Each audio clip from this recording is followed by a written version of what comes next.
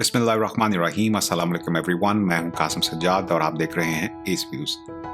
आज मैं आपको लेकर जा रहा हूं पाकिस्तान के सबसे बड़े corona vaccination centre expo centre Lahore, जहां मैं आपको बताऊंगा कोरोना वैक्सीनेशन का स्टेप बाय स्टेप प्रोसेस। और होपफुली ये वीडियो उन लोगों को हेल्प करेगी जो वैक्सीन के लिए रजिस्टर या उसको लगवाने के प्रोसेस को जानना चाहते हैं। तो चलें फिर चलते हैं कोरोना वैक्सीनेशन सेंटर। वेब के जरिए रजिस्ट्रेशन के लिए आप विजिट करें nims.nadra.gov.pk/nims। वेब पेज ओपन होने के बाद आपको रजिस्ट्रेशन के लिए एक फॉर्म फिल करना है। अपना 13 हिस्सों का शनाख्ती कार्ड नंबर बगैर किसी स्पेस के एंटर करें। फिर अपने शनाख्ती कार्ड की तारीख इजरा एंटर करें। अपना मोबाइल नंबर एंटर करें और ऑपरेटर सेलेक्ट करें। आखिर में एक सादा सी जमा की इक्वेशन को हल करें और अंदराज करें के बटन पर क्लिक करें। जैसे ही फॉर्म सबमिट होगा आपके पास एक नया फॉर्म खुल जाएगा और आपके मोबाइल पर 1166 की तरफ से 4 हिस्सों का एक तस्दीकी कोड मौसूल होगा। वो कोड फॉर्म में एंटर करें और तस्दीक करें के बटन को क्लिक करें। अब आपको अपने मोबाइल पर शुक्रिया और मजीद आगाही का एक मैसेज मौसूल होगा। अगर आपकी उम्र 60 साल से जायद है तो आपको जल्द ही मोबाइल पर एक और मैसेज आएगा जिसमें आपका डेजिग्नेटेड वैक्सीनेशन सेंटर और एक पिन कोड दर्ज होगा। कुछ केसेस में आपको मैसेज में किसी भी करीबी वैक्सीनेशन सेंटर से वैक्सीन हासिल करने के लिए कहा जाएगा। ये तमाम प्रोसेस आप अपने शनाख्ती कार्ड नंबर को 1166 पर भेजकर भी कर सकते हैं। वैक्सीनेशन सेंटर जाने से पहले ये इंश्योर कर लें कि आपके पास ओरिजिनल शनाख्ती कार्ड मौजूद है और जो पिन कोड मौसूल हुआ है उसे आपने नोट कर लिया है।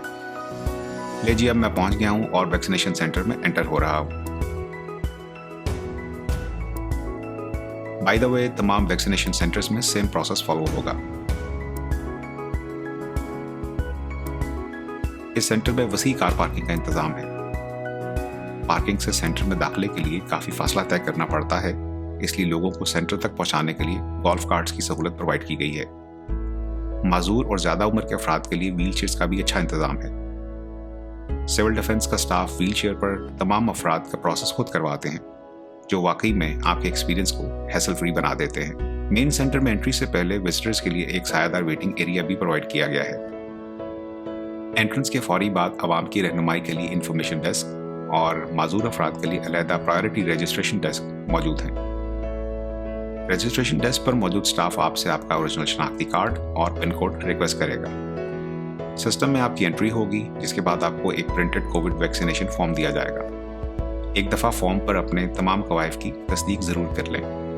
अगले मरहले में आपको स्क्रीनिंग डेस्क पर जाना पड़ेगा, जहां स्टाफ आपके टेम्परेचर और ब्लड प्रेशर की रीडिंग लेने के बाद इसे कोविड वैक्सीनेशन फॉर्म में दर्ज करेगा। इसके बाद आप वैक्सीनेशन डेस्क पर जाएंगे, जहां स्टाफ आपके वाइटल्स की रीडिंग देखने के बाद आपको वैक्सीन लगाएगा और वैक्सीन लगाने का इंदराज करेगा। इसके बाद एक रेस्ट एरिया बनाया गया है, जहां आपको कुछ देर रुकने का कहा जाएगा।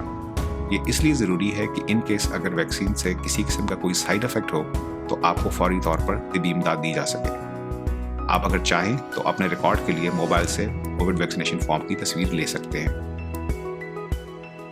क्लीनिंग स्टाफ भी काफ़ी एक्टिव नजर आया। एग्जिट से पहले स्टाफ आपसे कोविड वैक्सीनेशन फॉर्म वापस ले लेगा। गाइडेड बैनर्स आपको सेंटर से बाहर आने में मदद करेंगे। व्हील चेयर पर अफराद को सिविल डिफेंस का स्टाफ सारे प्रोसेस को मुकम्मल करवाने के बाद कार पार्किंग तक छोड़ने आया। वापसी के लिए भी कार पार्किंग तक गोल्फ कार्ट्स अवेलेबल थी। किसी इमरजेंसी की सूरत में 1122 का स्टाफ भी साइट पर मौजूद था। वैसे बहुत से लोगों को वैक्सीनेशन सेंटर्स में काफ़ी ख़राब एक्सपीरियंस हुआ है, मगर मेरा एक्सपीरियंस काफ़ी अच्छा रहा। मेरा मानना है कि सही जगह पर साइन बोर्ड्स, मल्टीपल काउंटर्स की एडिशन और सिविल डिफेंस का स्टाफ इस अच्छे एक्सपीरियंस की मेन वजह थे।